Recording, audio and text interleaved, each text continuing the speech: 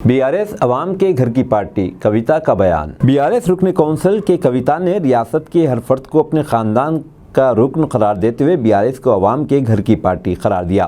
उन्होंने कहा कि दूसरी सियासी जमातों का अवाम के साथ वोट का रिश्ता है। इंतखाबात से कबल ही इन जमातों को अवाम की याद आती है, मगर हमारा रियासती अवाम के साथ जज्बाती लगाव है।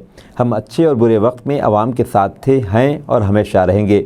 जिस तरीके से हमने अपने कौम को यहाँ महफूज रखा, जिस तरीके से हर माइनॉरिटी क्रिश्चियन को, हर माइनॉरिटी मुस्लिम को, हर हिंदू को हमने यहाँ महसूस किया, उसी तरीके का माहौल, उसी तरीके का फिजा हमें पूरा हिंदुस्तान में बनाना है।